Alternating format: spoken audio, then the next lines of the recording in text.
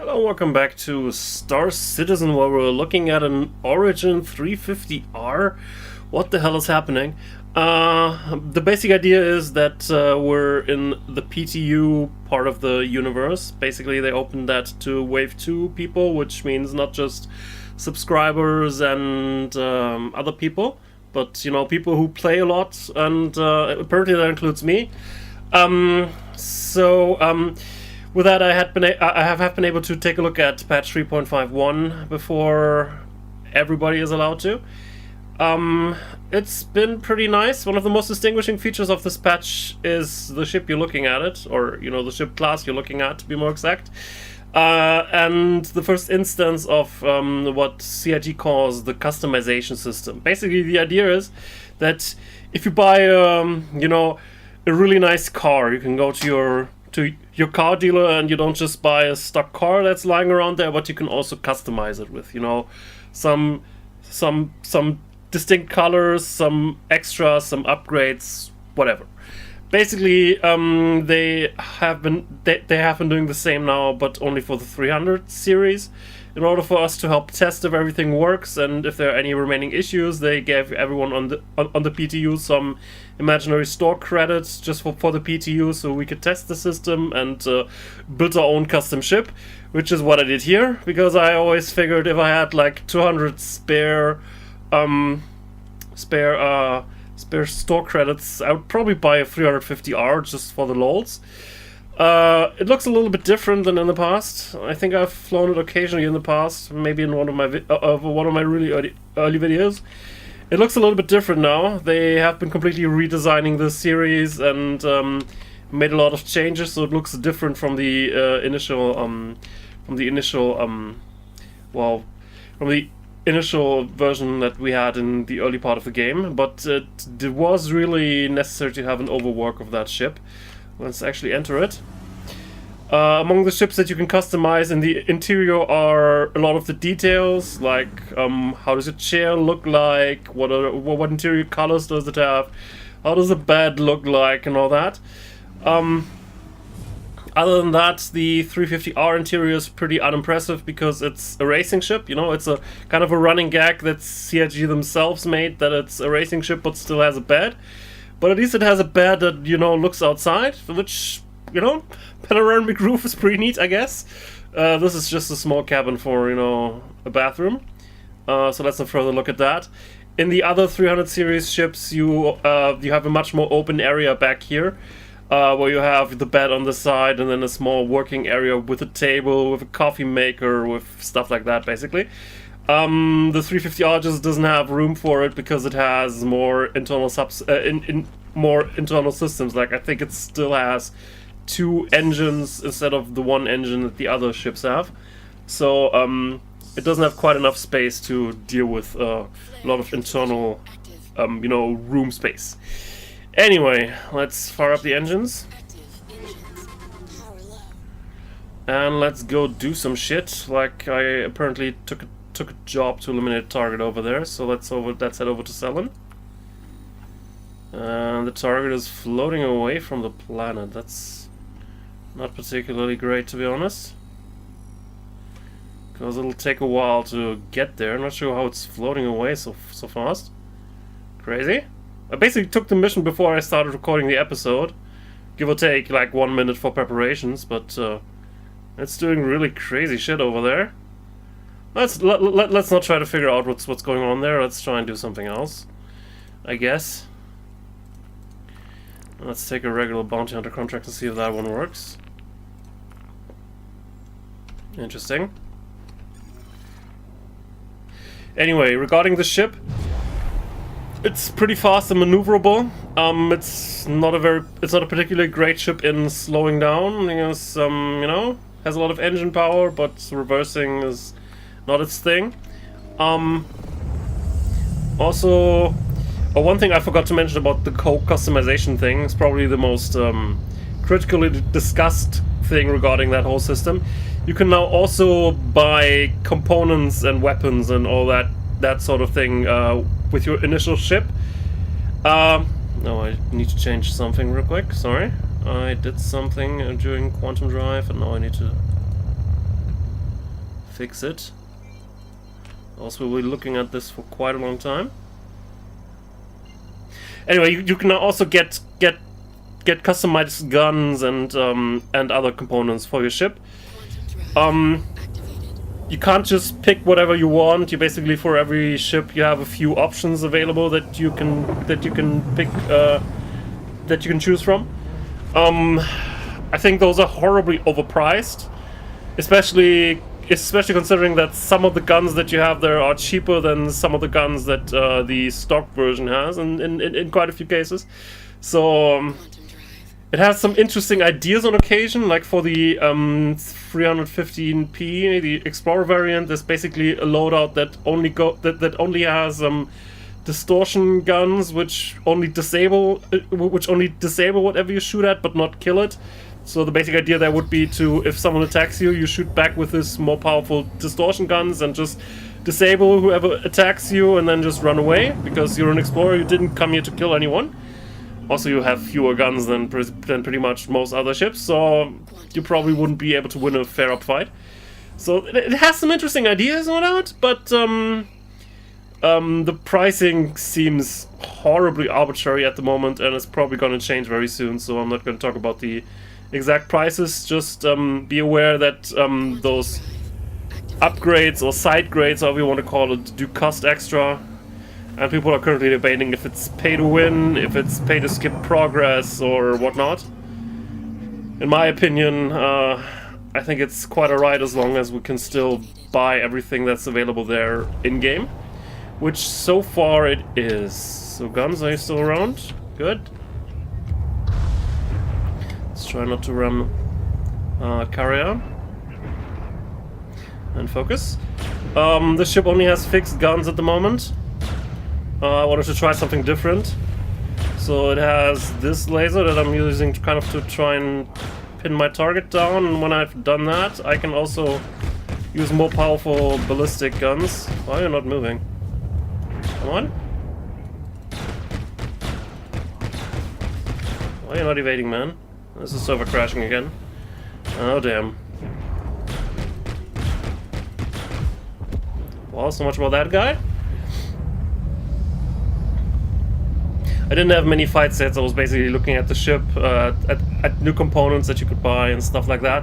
And I was also trying to do some more illegal things, which, you know, since about a week from now, everything here is going to be wiped anyway, because it's a PTU and not the real persistent universe. I figured I could get away with it. So let's meet someone who I could have spent more time with if I've been, you know, less of a good old boy. So let's go to Grimhex. Also, I think we haven't been there in quite some time. So let's head over there.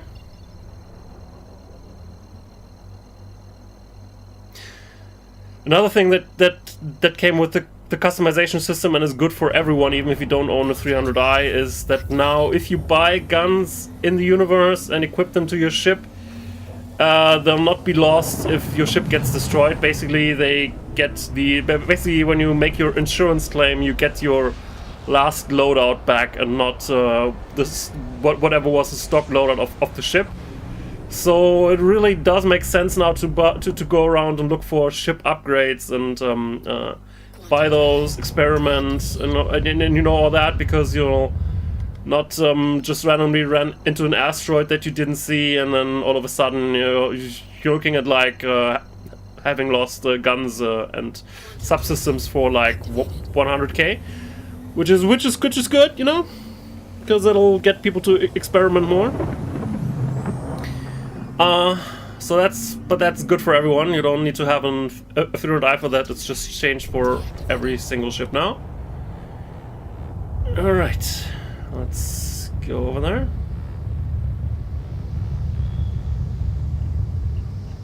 But not too fast, we still need to decelerate too. I probably need to start decelerating now. Come on, space brake. Space break! Yeah, that was too late. Yeah, as I said, the ship is not that particularly great in decelerating. Acceleration is great, you know? But deceleration, not so much. Anyway, let's get a landing permit.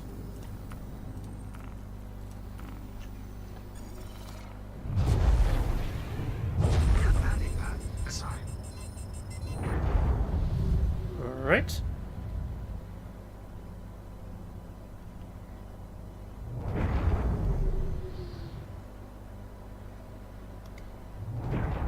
Not sure when I've been to Grimhex the last time. It's basically kind of the only pirate base that the game has right now.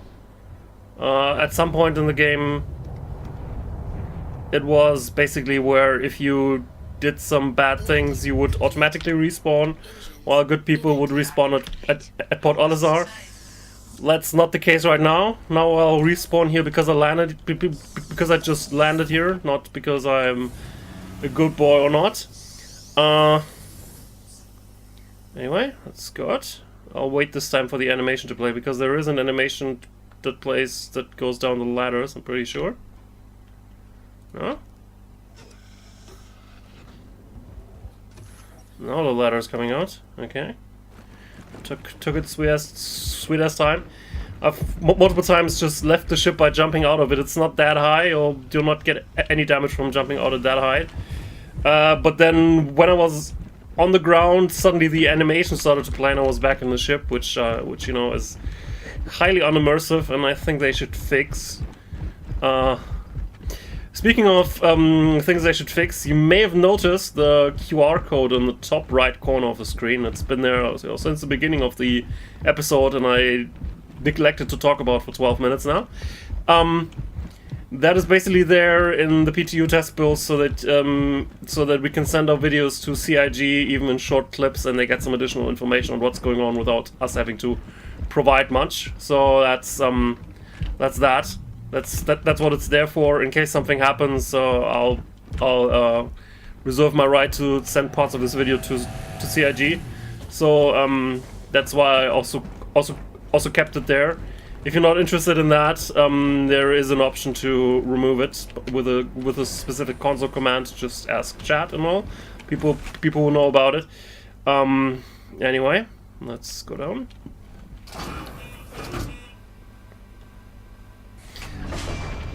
We're meeting a guy named Ruto here, though meeting is a very flexible kind of word in the context that we'll see in a second.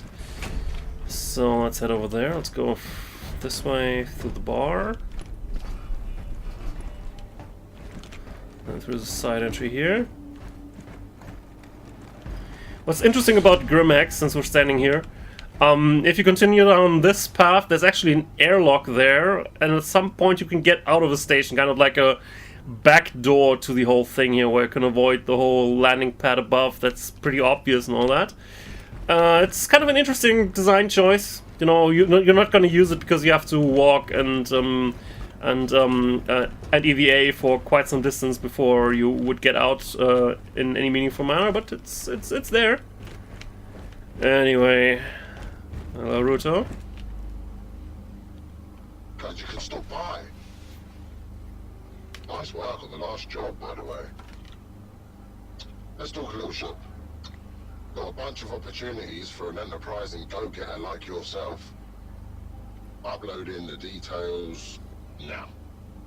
Alright. I moved on to enterprising go-getter. Alright.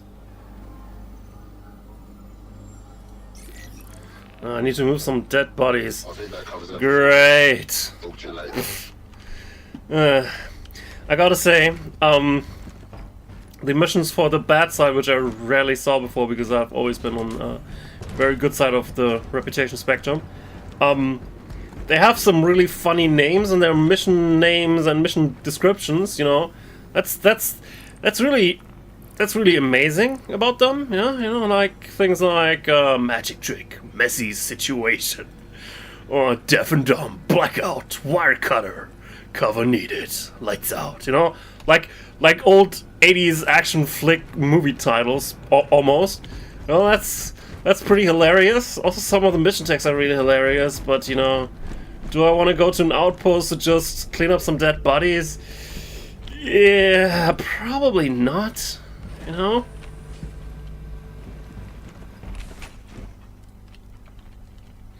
Anyway, let's head back to the ship. Maybe it's still around. There's been quite a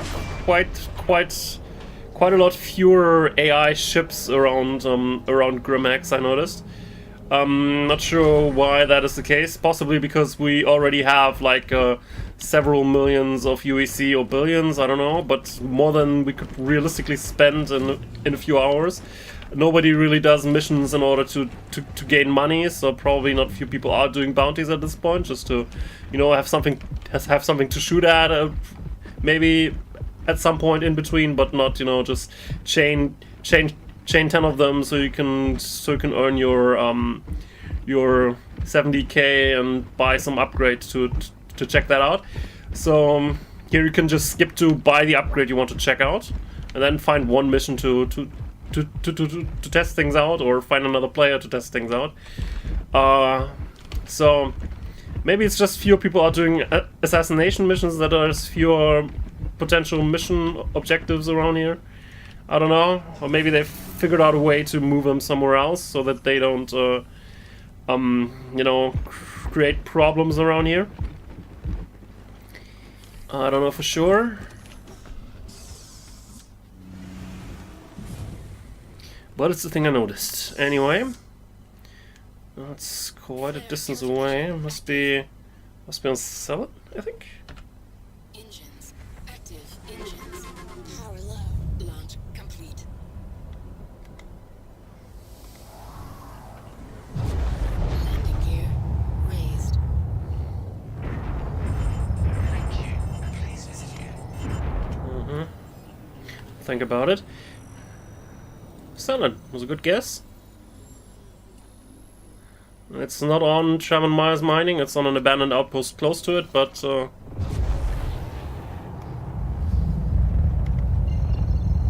let's go over there. Let's also enjoy the external view, maybe. There's also lots of potential colors for the outside of the ship. I kind of like the whole you know, steel, silvery kind of view that the original commercial for the series had. So I went with that. But there's also things like midnight blue and stuff. So it's it has quite a few options. Currently in the PTU, some of them are for free. The others are effectively for free since we got free money from CIG and all that. But we'll need to discuss at a later point when the cost numbers are final, if it's worth the cost. But at least, you know, it's kind of the end game in pretty much every MMO, and since Star Citizen kind of is seeing itself as kind of a space MMO, it does make sense that you'll want to give people options to customize their stuff, and not just their spacesuit, but now also their ship, because your ship is probably something that that whoever you run into sees even before they ever get to the stage of seeing your fancy spacesuit and handguns. So that's pretty neat. In the future, we'll probably also see it for other ships when CIG gets around to it, but it can take a while, I guess. For now, full customization options are only available for the 300 series. Since they made many assets for them already, I guess other Origin ships might be not too far behind. Other than that, we'll see. But it solves a lot of issues, because even in the past, CIG has always talked about things like modules, where some ships had parts of their ship that you could that you could outfit with various different things, like maybe you want to have a scanning station there, or a resource processing unit. And if you just buy a fixed ship, then the question was always how CIG is trying to address solving that issue. And here we can see, you know, it shouldn't just, when you buy the ship, you can then, in this case that I just pulled out of my ass, decide, you know, I'd like that scanning station.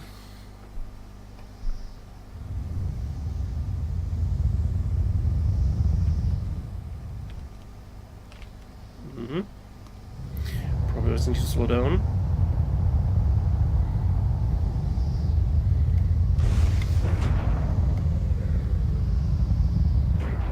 Not a particular fan of the space brake on the ship. Let's hope we don't run into the surface over there. I think we're good.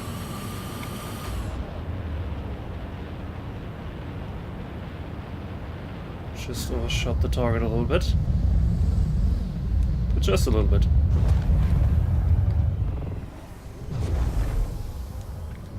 Landing gear deployed. Alright, let's try and find somewhere to land.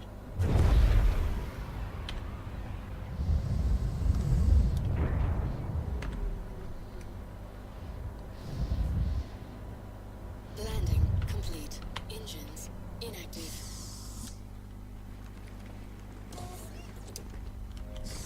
Alright, let's try that door again. Alright, exit ship prompt.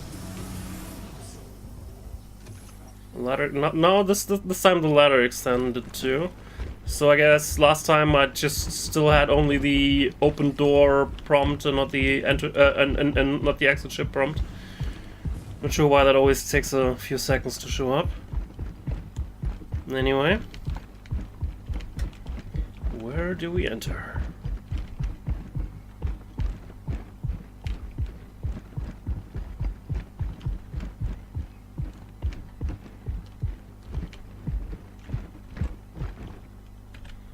Hello? Someone in here?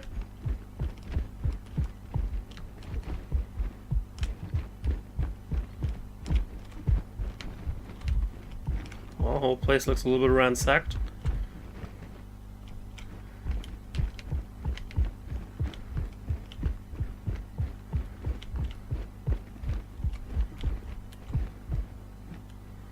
Oh, great. We're not clearing boxes, we're just getting, so we're not clearing bodies, but we're just getting boxes in a very blood-spattered environment. Okay.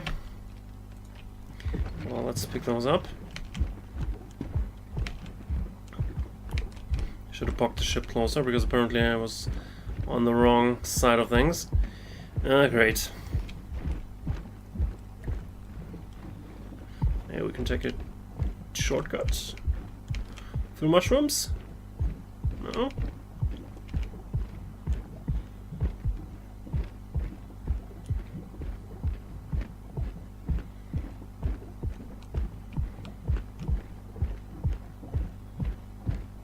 The sound that this box makes is a little bit a bit weird, to be honest.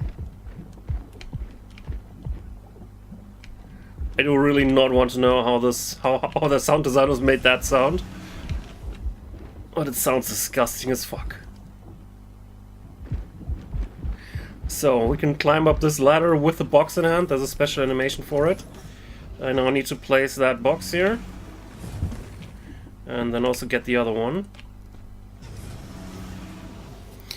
And then we just need to take him away from here. We could technically, you know, fly a couple 100 meters, dump the boxes behind the next hill, and that'd be fine. It's probably what we're gonna be doing anyway. Other than that, you could go into space, jettison them there from your ship, you know, it doesn't really matter. You just can't do anything with it. If you want to be real sick, you can just keep them there until you spawn a new version of the ship, and they'll get cleared out anyway. But you know, with such a fine-looking ship, we really shouldn't be having such filth in there to begin with. So let's try and remove it as quickly as possible.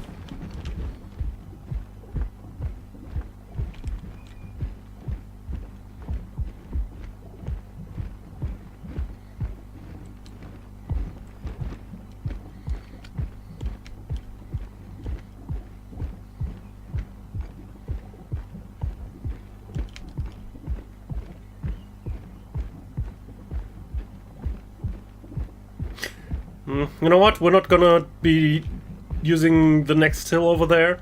we're gonna jettison them in low atmosphere, and then we can imagine that they'll burn in re-entry, you know, so nobody ever finds it.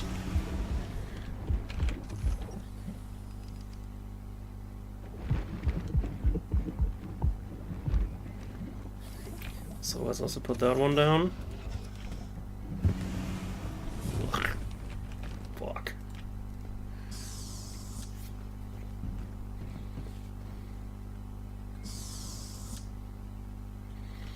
Well, sun is rising, Active engines. but Active engines. we'll get out of here. Low. Launch complete.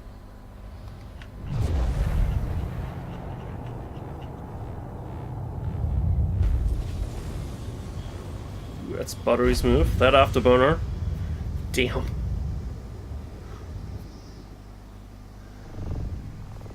Feels good. So we already completed our mission objective because we just needed to take it away from there. But as soon as we leave Atmo, I'll just dump him. But I'll also decelerate the ship. Because last time I tried this trick, the ship was still going, and then I left it before it was fully decelerated, which, as you can see, in space takes a long ass time. God damn it. Let's try some more space braking. Yeah. Alright. Engines inactive. Landing gear raised. Alright, we have a planet behind us.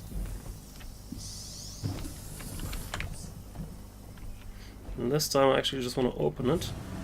At some point in the past you could also throw things, but I think that's not really possible anymore. No, it just drops it in front of the door. Such a shame, because I would just like to throw it out of here, you know, just a little push. That's all it really needs. But well, did I just lose the package somehow? Apparently I did. Oh, doesn't bother me much. Whoop, what the hell? Physics grid? What's up? No, that wasn't a good hit, but... Oh, what the hell?